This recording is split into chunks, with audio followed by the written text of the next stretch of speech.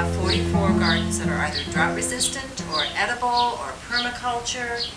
And it was all designed to inspire people to view water conservation as an opportunity rather than a hardship. The whole idea of the committee is really to empower our stakeholders with ideas of what they can do to go green.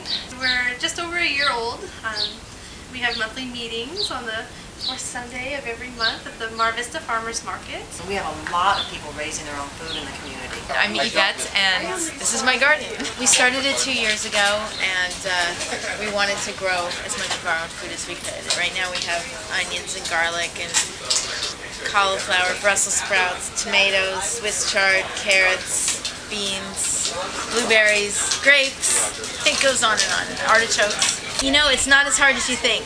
And it makes you feel good to pull up your own food and eat it and be independent and self-sustaining. It's as local as you can get, and it's fun.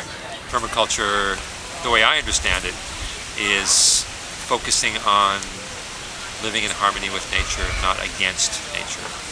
Permaculture cannot be described in words, it's too beautiful, but it's the closest thing to nature. It also, I base it on everything nature has already told us. Using nature to its fullest to be able to have her work for us. You can't go wrong. A billion years of nature is a pretty good track record.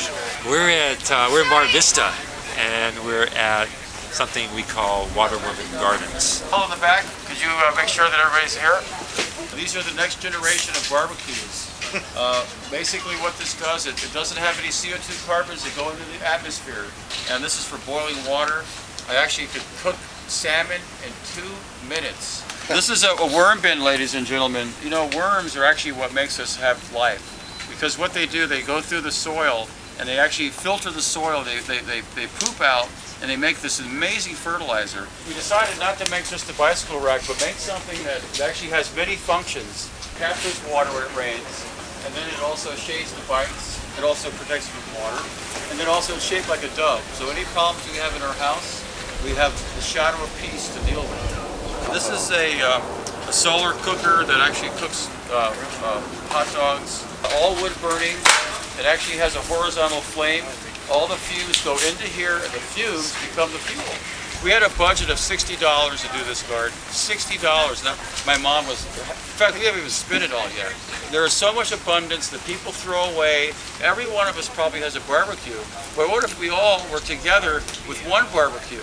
This is going to be a shower with a bamboo from local harvested bamboo. And there's a little channel that goes underneath here. We're going to have cattail that starts right here. Cattail that grow, and the cattail will actually grow in the water. And what they're doing, they're filtering the water. It's like the liver of our land. This water will be emptied into a pond, okay? This is an amphitheater for people to perform in. These platter beds are the seating.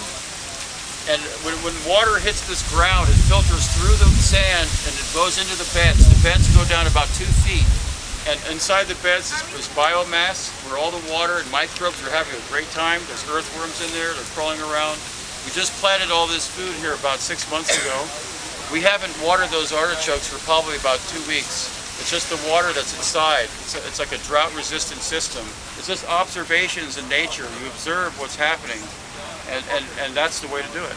You'll see a sculpture I created back in 1995. It's called Water Woman. And what this woman is a symbol of permaculture. And basically, she's here to look up to and do whatever. You can define her however you like. This is a composting toilet. It's going to be something that actually is made out of soil, actually clay, sand, and straw. It also is shaped like a giant derriere, if you can believe that. We'll have little micro puppets like earthworms and roly-polies. They'll all be incorporated into this design.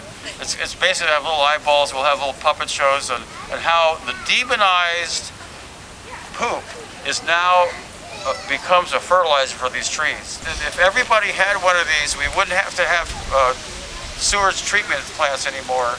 And we also could have cleaner beaches. We wouldn't have all that sewage out in the ocean.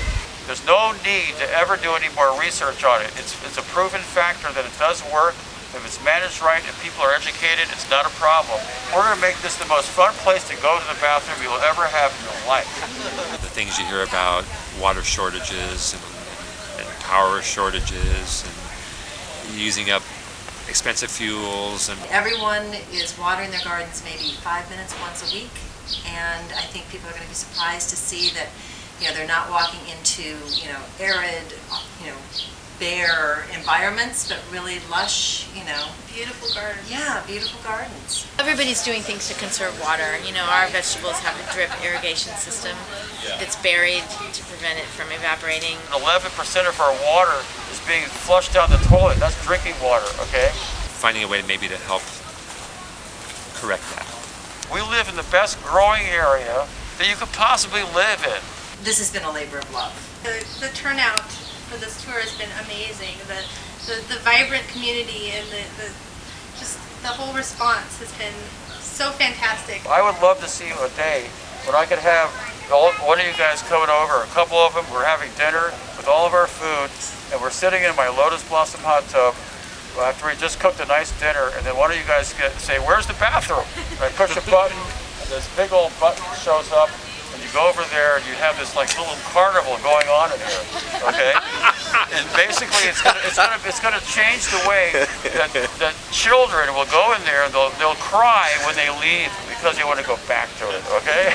So if we can do that here in Mar Vista and do it for our neighbors, which is what the Mar Vista Garden Tour is about, is sharing neighbors what we're doing and how we can have garden raising parties and get out there and just do it for each other and come help and help grow a city.